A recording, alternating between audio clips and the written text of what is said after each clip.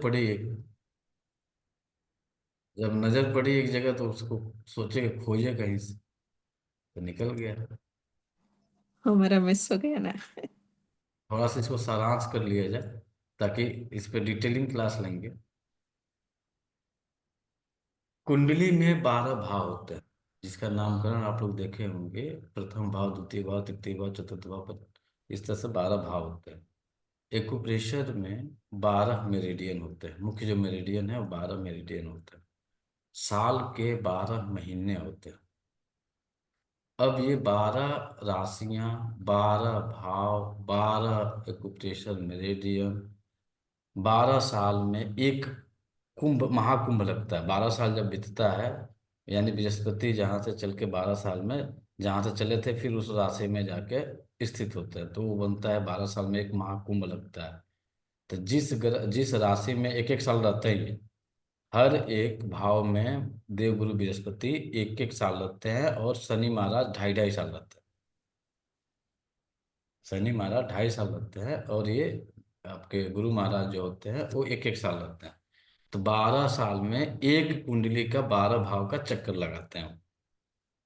ठीक है। अब मान के चलिए कि जिस जिस किसी इंसान को यदि हेल्थ इशू बना हुआ है, तो यदि आप आध्यात्मिक ऊर्जा पे काम करते हैं, तो उस आध्यात्मिक ऊर्जा के साथ कभी भी ध्यान रखिएगा, हमेशा आप ये सोच के बैठे हैं कि हम तो पूजा पाठ कर रहे हैं, हमें कोई बीमारी नहीं होगी, तो आपसे हमसे बड़ा बेवकूफ कोई नहीं होगा। आध्यात्मिक शक्तियों का अलग स्तर है, और आपकी फिजिकल शक्तियों का अलग स्तर है।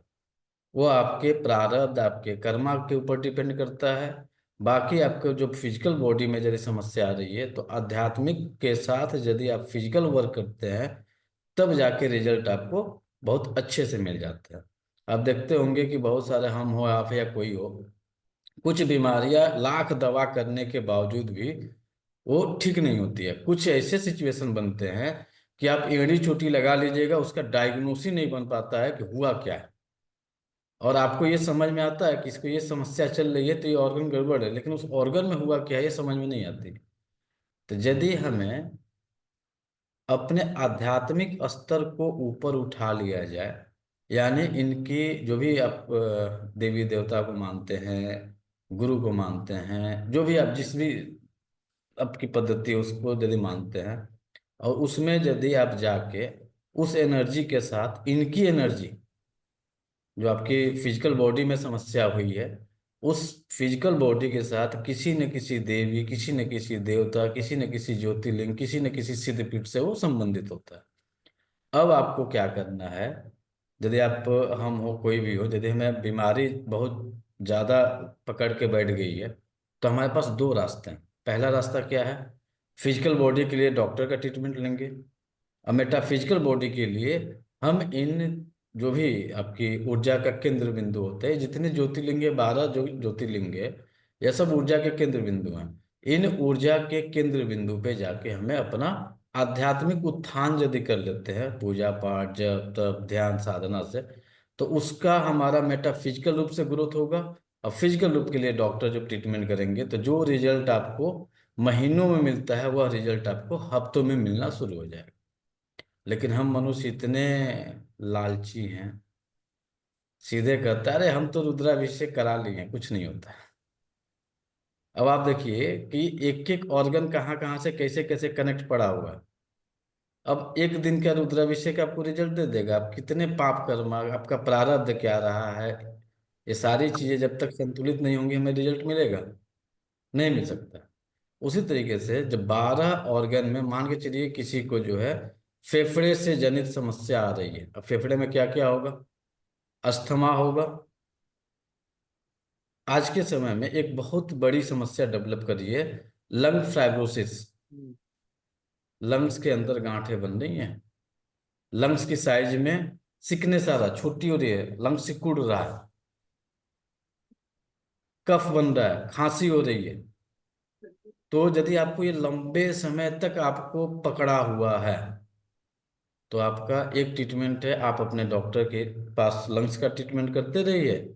और जब आपको साल में एक बार मौका मिले, दो बार मौका मिले, तुरंत आप जो है सोमनाथ ज्योतिर्लिंग के जाइए, दर्शन करिए, वहां पे रुद्राभिषेक करिए, आराधना करिए, आराम से आ जाएंगे। तो ये फायदा करेगा कि जो बीमारी आपको बहुत ज्यादा जकड़ी हुई थी, क्योंकि यहाँ पे आध्यात्मिक उत्थान किए और यहाँ पे फिजिकल ट्रीटमेंट कर रहे हैं, दोनों का मिलन होगा तो रिजल्ट हमें फास्ट मिल जाएगा।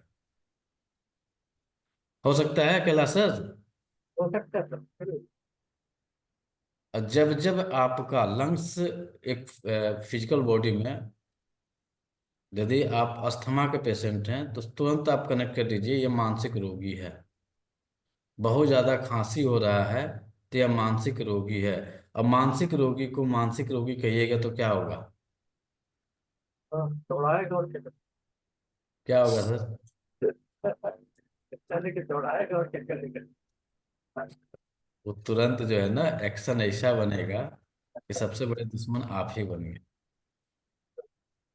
कि हमको चले पागल। के दौड़ाएगा। यहाँ पे सीधे डायरेक्ट संबंध मान लिया जाता है ना कि मानसिक रोग बोलना यानी हमको ये पागल बोल रहा है। अब उस तरह से देखा जाए तो हर एक जीव आत्मा, हम हो, आप हो, या कोई हो, किसी न किसी एंगल से कोई न कोई मानसिक रोग से ग्रसित है। अब ये है कि आपका कौन सा ऑर्गन कारक है और उसका आउटपुट क्या दिख रहा है, ये मायने रखता है। अब किसी का मानसिक उग्रता जब भयंकर बढ़ जाती है, जब आदमी चिल्लाना, भागना, रोना, ये सब शुरू करता है, तो वो समझते हैं कि वही पागल। नहीं, हम भी पागल हैं, आप भी पागल हैं। सिचुएशन क्या है कि आपका कि पागलपन दबा हुआ है, उसका पागलपन दिख रहा है। कोई अंत लड़ाई कर रहा है, अपने आप में खूब लड़ रहा है, और कोई बाहरी दुनिया से लड़ रहा है। तो बाहरी दुनिया से कौन लड़ रहा है, उसका ऑर्गन कारक क्या है, और अंदर वाली दुनिया से कौन लड़ रहा है, उसका कारक क्या है। पांच तत्व आप पढ़े थे, पांच तत्व में आकाश तत्व के बारे में पढ़े थे। आकाश तत्व क्या है? अनंत है। तो यह मानसिक रोगी दिखेगा किसी को? जहां तक नजर जा रही है वहीं तक दिख रहा है, कुछ नहीं उसका, क्योंकि उसका ये है ही नहीं, रुकावट है ही नहीं। तो ये मानसिक रोगी कहीं समझ में आएंगे? कभी भी समझ में आ सकता है? नहीं आ सकता है। फिजिकल बॉडी में समझ ही में नहीं आएगा, क्योंकि वो उत्पाद कर ही नहीं रहा है। फिजिकल बॉडी में पांचों तत्वों में कौन सा आएगा? वह आएगा विंड का। जब हवा चलती है तो पेड़ हिलते हैं, हवा चलती है तो पेड़ टूटते हैं। तो विंड एलिमेंट वाला जो मानसिक रोगी होगा, यह उत्पात मचाएगा, तब वो दिखेगा अरे ये तो पागल है, इससे बात मत करो। लंग्स वाला भी पागल है, विंड वाला भी पागल है, हार्ट वाला भी पागल है। अब किसी को हार्ट का संबंध आपके प्रेम भाव आपके प्रेमत्व से होता है। अब कोई किसी के प्रेम में 24 घंटा डूबा हुआ है, तो वह पागल है, मानसिक रोगी है कि नहीं है? उसकी नींद गायब होगी, मानसिक बेचैनी इतनी रह रही है, तो क्या हुआ? वो भी एक तरह का मानसिक रोगी। अब कोई अपने काम को लेके 24 घंटा मंथन कर रहा है, काम को कैसे डेवलप करना है, कैसे बढ़ाना है, एकदम नींद आए ना आए कोई लेना देना नहीं, उसी काम में डूबा है, तो क्या वो भी मानसिक रोगी है? वो तो आप कहेंगे कि, हम कहेंगे कि नहीं, वो तो अपने जीवन के उत्थान के लिए इतना मेहनत कर रहा है, ये कैसे हो सकता है? तो 12 जो ये सब ज्योतिर्लिंग है, उसके हिसाब से आराम से जाके कर लीजिए। बेटे लार्ज इंटेस्टाइन के लिए, अब लार्ज इंटेस्टाइन का काम क्या है? आपके शरीर में जितने भी विजातीय द्रव्य इकट्ठा हुए हैं, वह उसे शरीर से बाहर करने का काम करता है। जब शरीर से बाहर होगा तो शरीर का शुद्धिकरण होगा, डिटॉक्सिफिकेशन होगा। और इसके लिए 12 ज्योतिर्लिंग में मल्लिकार्जुन है, आंध्र प्रदेश में स्थित है। यह क्या करते हैं? आपके शरीर व आत्मा की शुद्धि करते हैं। जब शरीर और आत्मा की शुद्धि होगी तो आपका जो विश्वास है वह धीरे धीरे प्रगाढ़ होते जाएगा, दृढ़ होते जाएगा। उसी तरीके से स्टमक है। जब हम भोजन करते हैं तो हमें पोषण मिलता है, ऊर्जा मिलती है, कार्य करने की क्षमता मिलती है। तो सब कहते हैं कि महाकाल है तो डर काहे का। तो यह जो है आपको ऊर्जा देता है। जिस किसी इंसान को देखिए कितनी बड़ी ताकत मिलती है, अरे हम तो महाकाल के भक्त हैं। तो महाकाल के भक्त सुन कह के या इंडिकेशन क्या कराते हैं कि हमसे बड़ा ताकतवर ऊर्जावान कोई नहीं है। और जब आपको भोजन मिलता है तो आपके पास ताकत आती है, भोजन न मिलेगा तो क्या होगा। तो यदि आपके स्टमक में अल्सर हो जाए, बहुत ज्यादा एसिडिटी बन रही है, भूख नहीं लग रही है, आलस बना हुआ है, थकान लग रही है, अक्सर लाख खा रहे हैं पी रहे हैं फिर भी सुस्ती छाई हुई है, तो किनकी आराधना करेंगे? अकाल महाकाल की। की रखने जाना पड़े। अब कोई हार्ट का पेशेंट है, उसको कहिए कि महाकाल का दर्शन करो, तो ऑलरेडी ये क्या कर रहे हैं, ऊर्जा को बढ़ाने वाले हैं। ऑलरेडी उसकी हार्ट की ऊर्जा बढ़ी हुई है। अब इनको कह दीजिए कि महाकाल के दर्शन कर लो, तो क्या होगा, उनकी ऊर्जा और इनहेंस होगी। तो आप कुछ घटनाएं सुनते होंगे कि हम फला भगवान का दर्शन करने गए थे तो हमारे साथ यह दुर्घटना घटित हो गई। ऐसे शब्द मिलते हैं सर। आप लोग जितने भी लोग हैं, सब अपने जीवन के एक दो पड़ाव जी चुके हैं, और कहीं ना कहीं से आपको सुनने में मिलता होगा कि हम यहाँ पे गए थे तो हमको शूट नहीं किया, हमारा नुकसान हो गया। कहीं कहीं सुनते होंगे, हम इस जगह गए थे ना तो हमारी बहुत एनर्जी है और आए तो हम वहां से इतना काम कर डाले, भगवान की ऐसी असीम कृपा है। ये तो शब्द सुनते होंगे। तो असीम कृपा कहाँ से मिलती है? यदि आपका सही ऑर्गन की एनर्जी सही स्पिरिचुअल एनर्जी के साथ कनेक्ट हो जाएगी, आध्यात्मिक ग्रोथ हो जाएगी, आपका उत्थान हो जाएगा। अन्यथा जय जय श्री राम घूमते रहो भैया। कुछ ऐसे लोग मिलेंगे, हम तो 12 ज्योतिर्लिंग कर लिए हैं, हमें कुछ नहीं मिला। कुछ कहेंगे कि हम केवल महाकाल जाते हैं, हमारा सारा काम हो जाता है। कुछ कहेंगे कि हम सोमनाथ जाते हैं, सारा काम हो जाता है। कुछ कहेंगे कि हम त्र्यंबकेश्वर चले जाते हैं, वहां से सारा काम हो जाता है। तो यह इंडिकेशन है उस ऑर्गन की ऊर्जा जो है उसकी हमेशा संतुलन बनाने के लिए किस लेवल में, मेटाफिजिकल रूप में संतुलन बनाने के लिए, जब वह उस एनर्जी के कनेक्ट में होता है तो उसका ग्रोथ हो जाता है। अदर कहीं जाता है तो उसका ग्रोथ नहीं होता है, उसको नुकसान हो जाता है। अब बहुत सारे आप लोग जैनिज्म में मानने वाले हैं, आप देखते होंगे कि 24 तीर्थंकर हैं। सब 24 को मानते नहीं है, कुछ आदि देव को मानते हैं, कुछ पार्श्व देव को मानते हैं। तो जिसकी एनर्जी, वो भी आपको चार्ट दे देंगे हम, किस देवता की एनर्जी किसके साथ कनेक्टेड है। वो 24 जो है वो 12 में कन्वर्ट होंगे, 24 घंटे में वो कन्वर्ट होंगे, 12 में कन्वर्ट होंगे, और दो दो देवता एक एक ऑर्गन में जाके आपके स्थापित हो जाएंगे। वो भी आपको दे देंगे, चार्ट है हमारे पास। तो हमें अपनी एनर्जी को पहले पहचानिए। अब कल किसी ने एक लिवर स्टिग्नेशन का दिया हुआ था, तो लिवर स्टिग्नेशन का सबका लक्षण पता है, जीभ पे आपके ब्लैक धब्बे बनेंगे, नींद नहीं आएगी, छोटा मोटा लक्षण है, मासिक धर्म गड़बड़ होगा। तो इस पे रात में हम लोगों ने लगभग 170 पेज का किताब लिख डाला। समझिए कि 170 पेज का रेडी हो गया, और वो पहले बुक बन रही है तब आपको मिलेगी, मतलब पीडीएफ फॉर्मेट रेडी हो रहा है। अब उस परिस्थिति में हमने रात में 7 बजे किसी का टंग आया, और टंग आने के बाद से उसने कहा कि सर समस्या तो कुछ नहीं दिख रही है। तो हम, वो कारण है कि वो थोड़ा सा हाई पढ़े लिखे लोगों के साथ जो है ना, आपको उस लेवल में जब जाइएगा तब उनको समझ में आएगा। फिर हमने अपने बुक का सहारा लिया, एआई का सहारा लिया, दोनों को कंबाइन किए, और एक एक जगह से निकाल के उनको लगभग 180 पेज भेजे। 180 पेज भेजने के बाद से उनका ऑफर आया, प्रशांत जी इसको बुक छपवा लो यार, ये तो गजब की चीज तुम दे दी है। और उन लोगों ने कहा कि सर एक काम करिए, इसको जो है आप बाकी काम कर लीजिए। तो बाकी काम करने के लिए वो अपना तैयारी में है। 2-3 आदमी को पूरा हम भेजे। तो एक छोटी चीज यदि आपने सही से बारीकी से ध्यान दे दिया, समझिए सर कि बहुत बड़ी समस्या नहीं है जीवन में।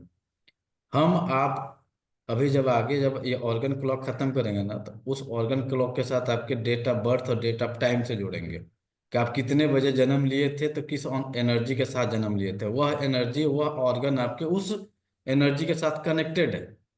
और वह जब कनेक्टेड है, फिर जब आप उस पर जाके ट्रीटमेंट करेंगे, एकदम सटीक रिजल्ट आपको दे देगा। बीमारी तो सबको आनी है, कोई नहीं है कि जो बीमार नहीं पड़ेगा। चलिए सर, थोड़ा सा इसको और ब्रीफिंग कर लें, तब कल वाले के आगे चल लें। अब उसके बाद से आ जाइए स्प्लीन। स्प्लीन क्या करती है? आपकी रोग प्रतिरोधक क्षमता को बढ़ाती है, आपके शरीर में कफ का निर्माण करती है, आपके शरीर की जो ऊर्जा का जितना भी सोर्स है उसको ट्रांसपोर्टेशन का काम करती है। आपके मानसिक जो वर्क होता है इसको स्प्लीन कंट्रोल करती है। जब इसको आपके द्वादश ज्योतिर्लिंग में जब संपर्क स्थापित करेंगे तो इनका संबंध बनता है ओमकारेश्वर से। जब स्प्लीन कमजोर हो जाएगी तो आप मानसिक वर्क नहीं कर पाएंगे, आप आलसी हो जाएंगे। तो आपकी जीवन शक्ति घटेगी कि बढ़ेगी? घट जाएगी। जब आपकी स्प्लीन की ऊर्जा, जब और थोड़ा सा डीप चलते हैं हम लोग, तो यही स्प्लीन की ऊर्जा एलोपैथ में पेनक्रियाज से संपर्क स्थापित करती है और डायबिटिक नामक बीमारी होती है। तो यदि कोई डायबिटिक वाला पेशेंट है तो उसके अंदर सकारात्मक ऊर्जा का प्रवाह रहता है, कम हो जाता है, कम हो जाए। उसकी जीवन शक्ति घट जाती है। और यही बोला जाता है कि हम डायबिटिक है, बीमार ज्यादा रहना शुरू हो गया, हमारे अंदर अब एनर्जी नहीं रही, हम कमजोर हो गए, यही बोला जाता है ना। जो भी डायबिटिक आप लोगों में बैठे हैं, तो आपका इलाज कहाँ पे है? पहला इलाज है अपने स्प्लीन को ट्रीट करिए, अपने पैनक्रियाज को ट्रीट करिए अकॉर्डिंग टू मेडिकल साइंस के हिसाब से। दूसरा, मेटाफिजिकल रूप से यदि आप उसको ग्रोथ करना है, ओमकारेश्वर। अब स्प्लीन वाला इंसान यदि महाकाल के पास चला जाएगा तो रिजल्ट क्या मिलेगा? नहीं मिले तो क्या पड़ेगा? नहीं, यदि पॉजिटिव रिजल्ट मिलेगा। नहीं मिले। तो महाकाल के पास जाएगा तो रिजल्ट उसका क्या मिलेगा? पॉजिटिव मिलना तो चाहिए सर। कोई है? 8 से बढ़ जाएगा सब। उसका सब मतलब। शुगर लेवल इंक्रीज कर जाएगा, हाँ। शुगर लेवल तुरंत बढ़। अब आप कहिएगा, आठ। कारण है कि वो आपके ऊर्जा के पोषण से संबंधित है। यहाँ पे क्या हो गई? घट गई। यहाँ पे घटी हुई है। जब टिश्यू में कनेक्ट करिएगा, जब स्टमक में हीट बढ़ती है तो डायबिटिक होते हैं। जब स्प्लीन की ऊर्जा घट जाएगी, स्टमक की ऊर्जा बढ़ जाएगी। और वो महाकाल क्या कर रहा है? आपके स्टमक की ऊर्जा को इंक्रीज कर रहा है, आवश्यकता से ज्यादा आपकी एनर्जी को इनहेंस कर रहा है। और यहाँ पे ऑलरेडी स्टमक की ऊर्जा क्या हुई है? बढ़ी हुई है। अब बढ़ी हुई कंडीशन में यदि आप जाते हैं तो क्या होगा? और हो जाए। शुगर लेवल इनहेंस हो जाए। अब आप कहेंगे कि महाकाल हम नहीं जाएंगे, हमको सूट नहीं करता। तो आपका पहला पायदान, 12 ज्योतिर्लिंग तो घूमेंगे, लेकिन पहला पायदान कहाँ से शुरू करेंगे? ओमकारेश्वर। ओमकारेश्वर जाइए, खूब अच्छे से रुद्राभिषेक करिए, ध्यान साधना जो करना है करिए। अगले पड़ाव में चले जाइए। आप उनके दूसरा आयुर्वेद जो है, दूसरा पार्ट जो है, महाकाल के पास एनर्जी संतुलित हो जाएगी, बैलेंस। पहले वहां से इनहेंस करके फिर, ये गलती मत करिए, पहले महाकाल जाइए फिर ओमकारेश्वर जाइए, रिजल्ट नहीं मिलेगा। तो कोई करते हैं सर, पहले उज्जैन जाते हैं फिर महाकाल अधिकतर हम आप ही करते हैं, पहले उज्जैन जाओ, आप जो है फिर महाकाल आगे त्र्यंबकेश्वर जाओ। यही लाइन में है तो यही यही कोई प्रक्रिया है लाइन पूरा कोई लाइन इधर से जाने वाले महाकाल यही है क्या? यही। तो उज्जैन पहले आप महाकाल है क्या? एनर्जी फिर संतुलित हो तो जाए। कलेक्टर फिर तो कर लेते हैं। ये ठीक है उसका। अब आ जाइए हार्ट का संबंध। अब हार्ट का संबंध बाबा वैद्यनाथ से। वैद्यनाथ की पौराणिक कथा आती है कि वैद्यनाथ की जो ज्योतिर्लिंग है उसको रावण ने भगवान केदार शिव, लंका जा रहा है। उसे ले जाते समय वहीं पे छोड़ दिया और वो दोबारा उठा नहीं पाया। क्यों लेके जा रहा था? क्योंकि रावण जो है भगवान शिव से बहुत ज्यादा आत्मीय प्रेम करता था। सबसे बड़ा भगवान शिव का भक्त जो था वो रावण था। उनको हृदय में एनी टाइम भगवान शिव ही निवास करते थे। तो यदि आपके हार्ट से जुड़ा हुआ कोई केस है, अब इसमें कौन सा केस होगा? ये हार्ट की ऊर्जा को संतुलित कर रहा है। तो यदि आपके हार्ट में ब्लॉकेज है, हार्ट में जो है हार्ट का जो है वाल्व जो असंतुलित हुआ है, तो इसके लिए बहुत बढ़िया इलाज है। चले जाइए आप बैद्यनाथ, वहाँ से अच्छे से रुद्राभिषेक कराइए, जो जो चीज़ें हैं वहाँ पर अर्पित करिए, फिर आकर चले आइए। अब एक चीज़ और देखिएगा, जितने ज्योतिर्लिंग हैं, इन सभी ज्योतिर्लिंगों पे प्रसाद जो होता है, ये पांच तत्व के जो आपकी भांग धतूरा जल दूध ये बेलपत्र ये जितना होता है, इसके अलावा हर जगह की अपनी एक अलग ही प्रसाद वहाँ पे अर्पित किया जाता है। आप लोग जितने लोग महाकाल गए होंगे तो देखेंगे कि वहाँ पे मिठाई में क्या चढ़ाया जाता है? महाकाल के नजदीक वाले जो लोग हैं, सत्तू। क्या? सत्तू, बेसन का लड्डू। वो करके पर जो क्या बोलते हैं उसको, दाने वाले जाते हैं, कहाँ गए किलों की सूरवीर? दाम। अब देखेंगे सर, वहाँ पे सफेद सफेद गट्टा चढ़ाया जाता है। हाँ, तो चिरंजी दाना कहा जाता है, बड़ा बड़ा जो चक्कर के बनते हैं, मिट्टी के बनते हैं, हाँ बड़े बिल्कुल बड़े। बिल्कुल। अब वो वही वही चिरंजी दाना। जस्ट जस्ट आप आगे ओमकारेश्वर जाएंगे तो वहाँ प्रसाद बदल जाता है। वही प्रसाद से वहाँ पे भी मिलता है। सही नहीं मिलता है, बदल जाएगा। वहीं त्र्यंबकेश्वर जाएंगे तो वहाँ बदल जाएगा। 100 100 150 150 किलोमीटर की दूरी पर सब है ही है। अब इतने 100 200 किलोमीटर की दूरी पर सब बदलते जा रहा है। तो उसी तरीके से बाबा बैद्यनाथ में जाएंगे तो वहाँ पे जो है वहाँ का भी प्रसाद बदल जाएगा।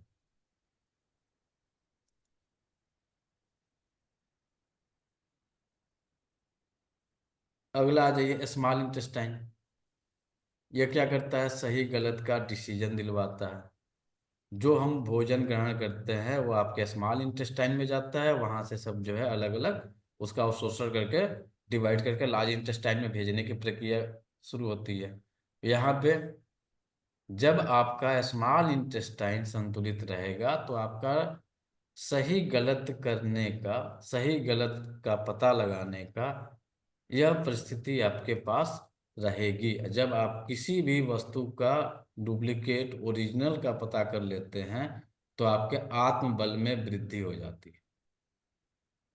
तो जब आत्मबल में वृद्धि होगी तो इसके लिए तुरंत जो है किसकी, जब किसी के लार्ज इंटेस्टाइन में स्मॉल इंटेस्टाइन में समस्या आ जाए। अब एक चीज यहाँ पे और देखिएगा, स्मॉल इंटेस्टाइन की जो बीमारी होती है जल्दी डायग्नोस नहीं हो पाती है। ये जल्दी डायग्नोस नहीं हो पाती है लार्ज स्मॉल इंटेस्टाइन की जो जो भी डिजीज होती है। तो स्मॉल इंटेस्टाइन में यदि कोई डिजीज है समझ में नहीं आ रहा है तो इसका मेटाफिजिकल लक्षणों को टच करिए कि हमें सही गलत का पहचान कर पा रहे हैं कि नहीं कर पा रहे हैं। हमें मानसिक उग्रता बनी तो नहीं रह रही है, मानसिक बेचैनी तो नहीं बनी रह रही है, हमारा आत्मबल आत्मशक्ति आत्म जो ताकत है वो तो नहीं घट रहा है। तो यदि इसमें कहीं असंतुलन हुआ है, यदि आप किसी भी चीज को जो है सही गलत का डिसीजन नहीं ले पा रहे हैं, सही के बजाय डुप्लीकेट लेकर चले आ रहे हैं, तो आप भीमा शंकर महाराज का ऊर्जा पे जाके काम करिए। भीमा शंकर यानी भीम से संबंधित है। तो जब आपके शरीर में बल का क्षय होने लगे, बल का क्षय होने लगे, वह बल किसका है? वह बल आपके शरीर का है, वह बल आपके सोशल लाइफ का है, वह बल आपके फाइनेंशियल लाइफ का है। जहां पे बल क्षीण होने लगे, ताकत क्षीण होने लगे, पता ही नहीं चल रहा है कहाँ गया भाई पैसा हमारा, हमारा बल क्षीण कैसे हो रहा है, तो भीमा शंकर महादेव कहाँ पे है? कहाँ पे? ये के पास, महाराष्ट्र की जगह पे है, पूना के पास तो। पुणे के पास। अब ब्लेडर से संबंधित है, कोई बार बार यूरिन जा रहा है, यूरिन को रोक नहीं पा रहा है, बार बार यूटीआई उसको हो रही है। यूटीआई होना बहुत गंभीर समस्या है, छोटी मोटी समस्या नहीं है। ये तो हल्के में हम आप सब लेते हैं। तो वह मोक्ष को रोकता है। मोक्ष यानी किसी भी कार्य में जब आपको मुक्ति न मिले, कार्य में उलझे रहें। मेटाफिजिकल रूप से इसका लक्षण देखिएगा। आप किसी भी कार्य में उलझे हुए हैं, उस कार्य को सुलझा नहीं पा रहे हैं। अब हमें कोई बीमारी हो गई, हमें से पता ही नहीं चल रहा क्या हुआ है। अब उसी में पूरा शरीर, पूरा फिजिकल बॉडी, मेटाफिजिकल बॉडी सब एक ही जगह पर उलझा हुआ है, रुका हुआ है। अब उसकी क्या चाहिए? ड्रेन चाहिए, बाहर भेजने का रास्ता चाहिए, ताकि वो निकल जाएगा, हम फ्री हो जाएंगे। तो इसके लिए है आपके रामेश्वरम। और रामेश्वरम को जो है, यह स्थिति जब ज्योतिष के अन्य पार्ट में जब कनेक्ट किया जाएगा तो एक संबंध और बनता है। जब कोई भी इंसान को बार बार यूटीआई रिलेटेड समस्या होती है, वह अपने कार्यों में, पारिवारिक भंवर जाल में, नौकरी की भंवर जाल में, सोशल भंवर जाल में फंसा हुआ रहता है, उसके ऊपर पितृदोष होती है। छोटी सी है। इसको बचाने के लिए रामेश्वरम जो आपका तीर्थ स्थल है, वहां पे चले जाइए। भगवान राम ने किसके कारण रामेश्वरम की स्थापना की थी? रूट ऑफ कॉज क्या है? किसके कारण से रामेश्वरम की स्थापना हुई? पिता सीता विनीता जी, मैया। विनीता जी, किसके कारण रामेश्वरम की स्थापना हुई थी? सेतु मतलब दरिया पे जाने के लिए, दरिया पे जाने के लिए। और दरिया क्रॉस करने के लिए, वाटर क्रॉस करने के लिए। पिताजी के लिए, वाइफ के लिए। सीता जी को खोजने के लिए नहीं। रूट ऑफ कॉज दशरथ जी के चलते रामेश्वरम बना।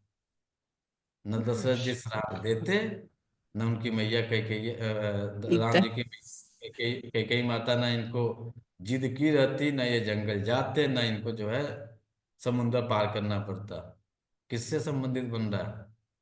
पितृ, पिता से संबंधित पिता।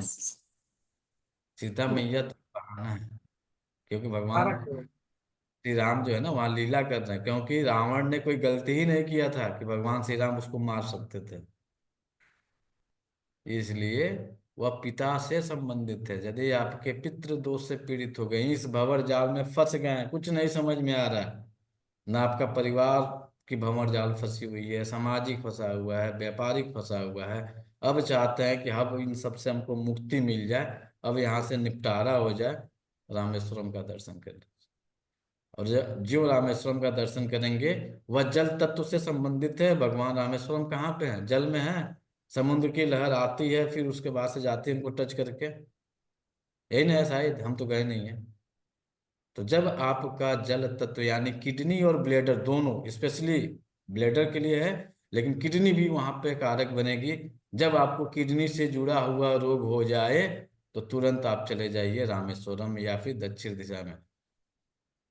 अपने ग्रुप में है एक जन को हमने किडनी के लिए जो है, पिछले साल की घटना है, जनवरी की, हम दिसंबर में चिल्लाना शुरू किए, आप दिल्ली से भागिए, भागिए यहाँ से, जितना जल्दी हो सके साउथ जाइए, बच जाएगा, डायलिसिस नहीं होगा।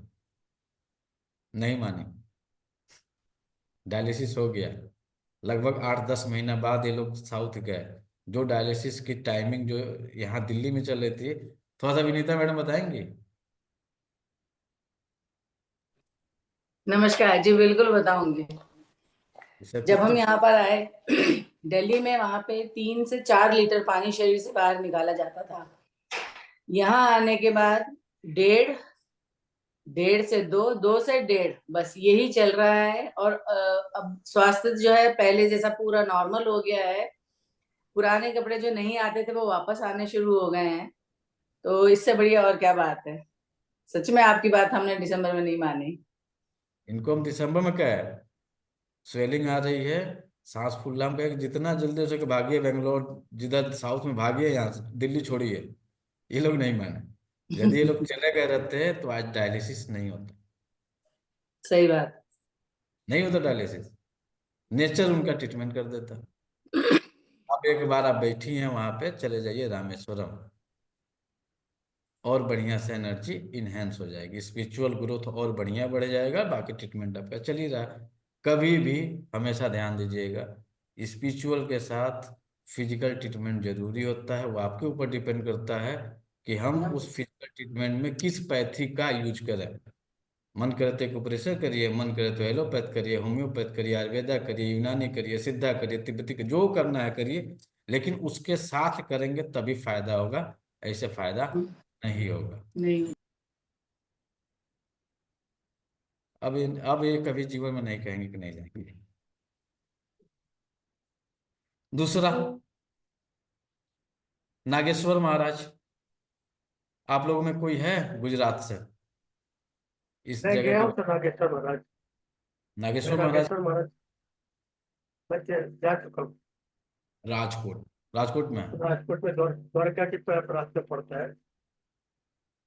तो यदि किडनी रिलेटेड, इसके बारे में सर हम नहीं जानते हैं कि इसकी डिटेलिंग बहुत ज़्यादा दे पाए, तो जिसके बारे में ना जाने हम नहीं दे पाएंगे। बाकी जिनका जानते थे तो उनका बता दिया। मैं जब गया था तब उससे बन रहा था बॉडी। अब इस पे थोड़ा सा हम इस पे जो है स्टडी करके, यदि इनकी इच्छा होगी तो कभी बुलाएंगे, बुलाएंगे तो जरूर बुलाएंगे, तो दर्शन करके फिर इस पे कुछ स्टडी करके देखा जाएगा। पेरिकार्डियम, पेरिकार्डियम वह आपका पार्ट होता है जो आपके हार्ट की सुरक्षा कवर देता है।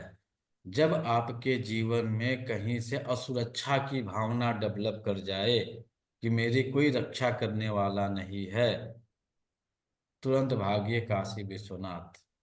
इसके अलावा जब आपके शरीर में चेस्ट पेन होने लगे, छाती में भारीपन होने, टेस्ट रिपोर्ट जा रहे हैं तो कुछ सब कुछ नॉर्मल, हार्ट में कुछ नहीं हुआ है, कारण है कि हार्ट में गड़बड़ी रहेगा तब तो कुछ होगा, ये हार्ट की सुरक्षा कवच में चूक हुई है। तो जब पेरिकार्डियम में कहीं पे भी असंतुलन बन जाए, यानी छाती में भारीपन होने लग जाए, बीपी भी ठीक है, कोलेस्ट्रॉल भी ठीक है, फिर भी छाती में दर्द, फिर भी छाती में भारीपन है, तो उस परिस्थिति में हमें जो भागना पड़ेगा, काशी विश्वनाथ का दर्शन कर लीजिए। आपको एक सुरक्षा का एहसास हो जाएगा, ये जरूर एहसास हो जाएगा कि हमारे साथ कोई कॉस्मिक एनर्जी है जो हमारी रक्षा करनी शुरू कर देगी।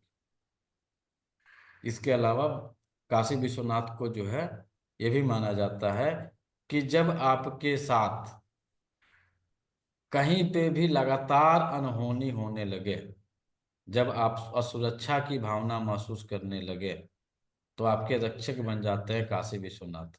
तो काशी विश्वनाथ जब भी आपके हार्ट में चेस्ट, इसकी सिंपल सी फिजिकल बॉडी में जो लक्षण आएंगे, चेस्ट में लगेगा कि दबाव महसूस हो रहा है, प्रेशर पड़ रहा है, टेस्ट कराने जा रहे हैं कहीं कुछ नहीं निकल रहा है, काशी विश्वनाथ का दर्शन करके आ जाइए। हो सकता है कि आपके ट्रीटमेंट के साथ इनका जब जो ट्रीटमेंट होगा तो आपकी उत्थान होनी शुरू हो जाएगी। इसके अलावा मेटाफिजिकल रूप से जब इंसान को आत्मज्ञान नहीं होता है, स्वयं का ज्ञान नहीं है, या किसी भी विषय से आत्मज्ञान तो दूर है, छोड़ दीजिए, छोटी मोटी चीजों पे जब हम कहीं पे लाख कोशिश कर रहे हैं और उस पे अपने मन और मस्तिष्क को एकाग्र नहीं कर पा रहे हैं, बार बार मन और मस्तिष्क हमारा भटक रहा है अपने पथ से, तो काशी विश्वनाथ का शरण चले जाइए या अपने पेरिकार्डियम पे काम कर लीजिए, आपको ये रिजल्ट दे देंगे। फिर आता है आपका ट्रिपल वार्मर। ये ऊर्जा के 3 ऊष्मा के नियंत्रक होते हैं, upper warmer, middle warmer, lower warmer. अब इस ऊर्जा का नियंत्रण जो होता है, यह क्या करता है, शरीर में जहाँ पे हीट की जरूरत है वहाँ हीट, जहाँ कोल्ड की जरूरत है वहाँ कोल्ड, जहाँ पे नॉर्मल की जरूरत है वहाँ पे नॉर्मल की व्यवस्था स्थापित करता है। अब आपके शरीर में नाभि के नीचे जाएंगे तो जल तत्व है, पृथ्वी तत्व है, नाभि से ऊपर आ रहे हैं तो अग्नि तत्व है, डायफ्राम के ऊपर जा रहे हैं, गले ऊपर जा रहा है तो आकाश तत्व आ जा रहा है। तो इस स्थिति में यदि आपके इन तीनों में असंतुलन हो गया, पता चल रहा है कि लोअर में गर्मी बढ़ गई, मिडिल में ठंडा आ गया, अपर में जो है फिर ठंडा हो गया, या अपर में बहुत ज्यादा गर्मी बढ़ गई, तो उस स्थिति के लिए जो आपके समस्याएं आएंगी, समस्याओं में ट्रिपल वार्मर लोअर में जाता है, किडनी, ब्लैडर, यूट्रस, ओवरी से रिलेटेड समस्या चल रही है, किडनी, यूबी, यूट्रस, टेस्टिकल, से यदि रिलेटेड कोई समस्या चल रही है, त्र्यंबकेश्वर चले जाइए। Heart, kidney, sorry, liver, stomach, spleen से रिलेटेड चल रही है, तब भी एक बार त्र्यंबकेश्वर का दर्शन कर लीजिए। हार्ट, लंग्स, पेरिकार्डियम, ब्रेन, मस्तिष्क से रिलेटेड चल रही है, तब भी एक बार कर लीजिए। यानी हमें अपने पूरे शरीर की ऊर्जा का संतुलन यदि करना है तो एक बार जरूर त्र्यंबकेश्वर महाराज का दर्शन करना चाहिए। इन 12 ज्योतिर्लिंगों में सबसे जरूरी कौन होंगे तब माना जाए तो? सबसे पावरफुल। सबके पास एनर्जी है, सबके पास सब चीजें हैं, लेकिन इन त्र्यंबकेश्वर। इन 12 लोगों में सबसे पावरफुल त्र्यंबकेश्वर। त्र्यंबकेश्वर, क्योंकि इनके पास तीनों को संतुलित करने का गुण है। इनके नाम में भी त्र्यंबकेश्वर है, त्रि इसमें भी लग रहा है। तो इन 12 ज्योतिर्लिंगों में जरूर एक बार कोशिश करना चाहिए कि त्र्यंबकेश्वर जरूर जाइए। ये जरूरी नहीं है कि सब आप यहाँ सब 12 ज्योतिर्लिंग का दर्शन कर ही लेंगे, बहुत भाग्य से मिलता है किसी किसी को, सबको नहीं मिलता। ये भी कटु सत्य है। लाख आपके पास धन दौलत सब हो जाएगा, लेकिन 12 ज्योतिर्लिंग का दर्शन कर लेना बहुत भाग्य की बात होती है। अगला आता है गॉल ब्लेडर। गॉल ब्लेडर जो होता है आपकी डिसीजन कैपेसिटी को बढ़ाता है, और लीवर जो है आपकी प्लानिंग को डेवलप करता है, आपके शरीर का डिटॉक्सिफिकेशन करने में हेल्प करता है। आपका ईर्ष्या, जलन, द्वेष, घृणा को कंट्रोल करता है।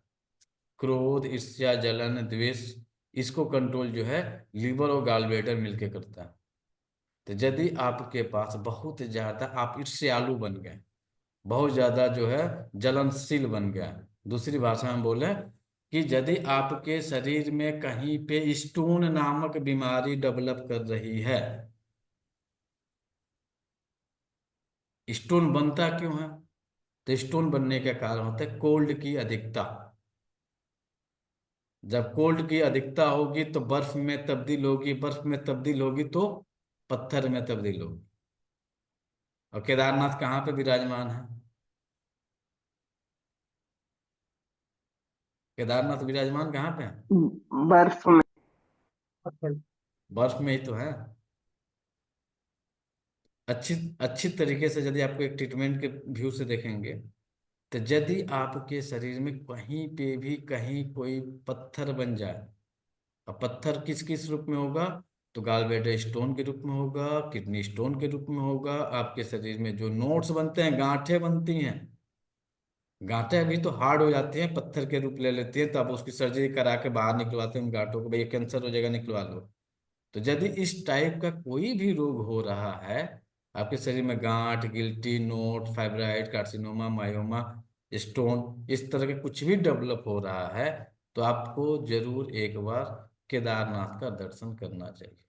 और अपने पास ईर्ष्या, द्वेष, जलन की भावना को उन्हीं के पास छोड़ के चले आना चाहिए। आप जा रहे हैं, खूब रील बना रहे हैं, अब कुछ नहीं होने वाला है। जाइए तो इस चीजों को वहीं पे छोड़ के आइए, प्रभु आप इसको ले लीजिए, हमको जो है एक अबोध बालक बना के भेज दीजिए। जिस दिन अबोधता आ जाएगी, खुद ही आपका गॉलब्लैडर स्टोन गायब हो जाएगा, खुद ही आपके शरीर में जो गांठ बनी है धीरे धीरे गायब हो जाएंगे। बाकी ट्रीटमेंट आपको जो करना है उसको करते रहिए। लास्ट होते हैं आपके घृणेश्वर। इनका नाम देखिए, घृणेश्वर, संधि विच्छेद करिएगा, घृणा, घृणेश्वर। घृणा कब किसी के पास आती है? किसी के प्रति घृणा, घृणा से घृणेश्वर बना। जब आपके अंदर क्रोध की ऐसी अति हो जाए, जिस क्रोध की अति में आप किसी को देखना ना चाहें, किसी से घृणा करना शुरू कर दे, किसी को जो है अपने आप के पास से इग्नोर करना शुरू कर दीजिए, तो आपके अंदर डेवलप क्या किया? क्रोध, ईर्ष्या, जलस। इसको समाप्त कौन करेंगे? तो वह है घृणेश्वर महादेव। किससे संबंधित है ये? तो लीवर से संबंधित है। जब आपका लीवर की ऊर्जा एक्सेस कंडीशन में चली जाएगी तो आपके अंदर क्रोध, घृणा की भावना डेवलप कर जाती है। अब ये कहे कोई कि नहीं हमें क्रोध नहीं आता है, इधर फैटी लीवर दिख रहा है, लीवर इनलार्ज दिख रहा है, एजीपीटी एजीओटी अल्कलाइन फास्फेट बढ़ा हुआ है, मत मानिए, समझिए क्रोध इसके पास है। तो इसका डेवलपमेंट हो चुका है, यानी लीवर में बहुत ज्यादा समस्या आ रही है, तो आपके पास क्रोध होगा, आपके पास प्रेम नामक कोई शब्द नहीं होंगे, आपके पास दया नहीं रहेगी, आपके पास किसी से जो है प्रेमत्व करने का गुण समाप्त हो जाएगा। तो गृहणेश्वर महादेव जो है महाराष्ट्र में है, इनके यहाँ जाके दर्शन कर लीजिए, रुद्रा जहाँ पे भी जाइए तो अभिषेक जरूर करके। ये दो तरीके के लोग जाते हैं, आप या हम जितने भी लोग जाते हैं ना पूजा अर्चना करने के लिए, तो दो तरीके से जाते हैं।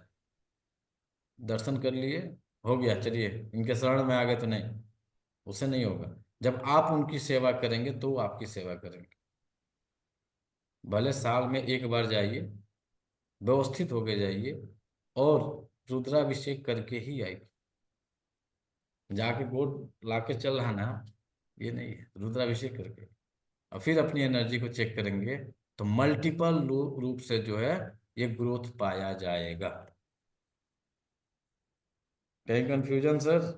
मामला तो बिगाड़ दिया आज, पढ़ाना था कुछ और आज पढ़ बिल्कुल दिया। खोल दिया आपने, आज दिमाग खोल दिया आपने। बिना काम का पढ़ लिया सर आज। नहीं नहीं, मतलब ये तो दिमाग सटीक की दिया, सटीक। बत्तियां जला दिया, सिर्फ बत्तियां जला दिया। सर लंग्स लंग्स का और एलआई का ही बता दीजिए, 2 मिनट लेट हुआ था मैं। अभी चार्ट भेज देता हूँ। ठीक है, लेकिन सर बहुत आनंद आ गया। लंग्स जो है आपके सोमनाथ मंदिर से संबंधित है, और मल्लिकार्जुन महादेव से संबंधित है, आपके लार्ज एलआई, इंटेस्टाइन। ठीक है। सर मल्लिकार्जुन वैसे सबसे छोटे हैं। सब यूजुअली ये बोला जाता है जब 12 ज्योतिर्लिंग हम स्टार्ट करते हैं तो विश्वनाथ जी से करना चाहिए स्टार्टिंग। अब समझ आ रहा है क्यों, शायद सिक्योरिटी से स्टार्ट करें, है ना। अब देखिए कहाँ से अब कोई कहे रामेश्वरम का रहने वाला इंसान है, और उसको कहिएगा कि जाओ तुम पहली शुरुआत तो काशी विश्वनाथ से करो, संभव है? ये सर बाबा के संभव प्रवचन नहीं के है, अलावा सुनिए, नहीं। मोनिका जी, हमेशा ध्यान रखिएगा, हाँ ये प्रवचन के अलावा अपनी तार्किक बुद्धि को जरूर लगाइए। भगवान ने ये नहीं कहा कहीं पे भी कि पहले तुम हमारे पास आओगे तब तुम्हारा हम कल्याण करेंगे। ये कहीं पे भी भगवान ने ये नहीं कहा। तुम जहां पे हो वहीं से मुझे प्रेम करो, हम वहां पे उपलब्ध है। तो आपकी इच्छा है, जहां पे भी जिस कोने में बैठे हैं, पहले अपने आप को शरणागत तो बनिए, आप उनको अपने आप को शरणों में तो डालिए। जब अपने आप को उनके शरण में डालिएगा तो सारा सिस्टम बना डालेंगे, तुमको कहाँ जाना है, कब जाना है, कैसे जाना है। जब तक शरणागत नहीं बनेगा, उठा के चपेटा पड़ते रहेगा, खाओ मजा। मैं शरणागत ही एक बनिए। मैं एक एक्सपीरियंस बताऊं मैं आपको।